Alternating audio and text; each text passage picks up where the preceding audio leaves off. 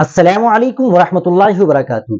ناظرین کرام، روح افزا پر بابا رام دیو کے متنازع بیان پر دہلی ہائی کورٹ میں آج سماعت ہوئی۔ ہم درد نے کہا کہ بابا رام دیو نے اپنا ویڈیو نہیں ہٹایا ہے بلکہ اسے پرائیویٹ بنایا ہے۔ اس کا مطلب ہے کہ اسے بابا کے سبسکرائبر دیکھ سکتے ہیں۔ تب بابا رام دیو نے کہا کہ ہائی کورٹ کے حکم کو 24 گھنٹے بھی نہیں گزرے ہیں، تمام ویڈیوز ہٹا دی جائے گی۔ اس کے بعد جسٹس امیت بنسل کے بنچ نے اگلی سماعت 9 مئی کو کرنے کا حکم دیا۔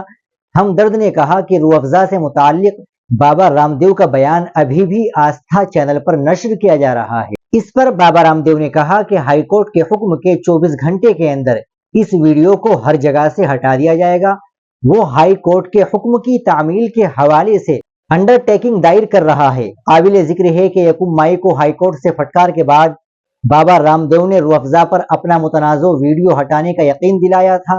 عدالت کو بتایا گیا کہ آپ کے انتباہ کے باوجود بابا رام دیو نے 29 اپریل کو روح افزا کے حوالے سے ایک نئی ویڈیو جاری کی ہے۔ اس پر عدالت نے بابا رام دیو کے خلاف توہین کا مقدمہ درج کرنے کو کہا۔ عدالت نے کہا کہ بابا رام دیو کسی کے کنٹرول میں نہیں ہے، وہ اپنی دنیا میں رہتا ہے۔ ان کے خلاف توہین عدالت کا نوٹس جاری کیا جائے گا۔ وہ اسے یہاں بلا رہے ہیں۔